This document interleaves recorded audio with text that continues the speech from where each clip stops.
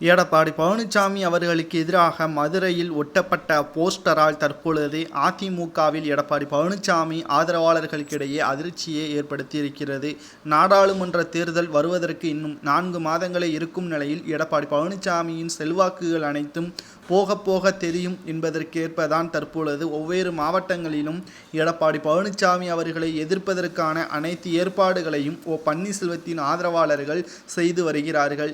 இதனை கட்டுப்படுத்த வேண்டும் என்பதற்காக நாளை மறுநாள் பன்னீர்செல்வம் அவர்களுக்கு எதிராகவும் அதிமுகவின் வளர்ச்சிக்காகவும் எடப்பாடி பழனிசாமி அவர்கள் மாவட்ட செயலாளர்கள் கூட்டத்தை கூட்ட உள்ளதாக அறிவிப்புகள் ஒன்றை வெளியிட்டிருக்கிறார் எடப்பாடி பழனிசாமி அவர்கள். இதுவரைக்கும் இல்லாத அளவில்தான் மதுரையில் எடப்பாடி பழனிசாமி அவர்களின் போஸ்டர்கள் ஒட்டப்பட்டு இருப்பதும் எடப்பாடி பழனிசாமி அவர்களுக்கு எதிர்ப்புகளாக மதுரையில் தற்பொழுது கிளம்பிவிட்டார்கள். தற்பொழுது மதுரையை தொடங்கி தென் மாவட்டங்களிலும் சில பகுதிகளில் எதிர்ப்புகள் தொடர்ந்து வருமேயானால் நிச்சயமாக எடப்பாடி பழனிசாமியின் ஆதரவாளர்கள் பன்னீர்செல்வம் பக்கம் போவார்கள். அதில் எந்த ஒரு மாற்று கருத்தும் கிடையாது. ஏற்கனவே சசிகலா அவர்கள் பக்கம் பெரும் படைகள் இருக்கின்றனர். எடப்பாடி பழனிசாமி அவர்களுக்கு எதிராக பன்னீர்செல்வம் அவர்கள் பக்கமும் 15 மேற்பட்ட மாவட்ட செயலாளர்களும் முன்னாள் அமைச்சர் 2 பேரும் 14 எம்எல்ஏக்களும் தற்பொழுது ஓபிஎஸ்க்கு ஆதரவாகவும் மறைமுகமாகவும் தற்பொழுது செயல்பட்டு வரும் நிலையில் எடப்பாடி பழனிசாமி அவர்கள் தன் பக்கம் பணம் மட்டும்தான் இருக்கிறது. இதனை பயன்படுத்தி கொண்டு எடப்பாடி பழனிசாமி அவர்கள்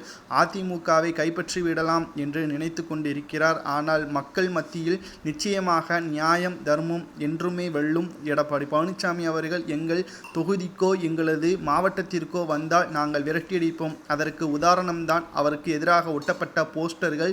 இதனை மனதில் வைத்து கொண்டு எடப்பாடி பழனிசாமி அவர்கள் யாருடன் கூட்டணி வைப்பார் என்பதையும் நாம் பார்க்கத்தான் போகிறோம். உங்களது கருத்துக்களை கூறுங்கள்.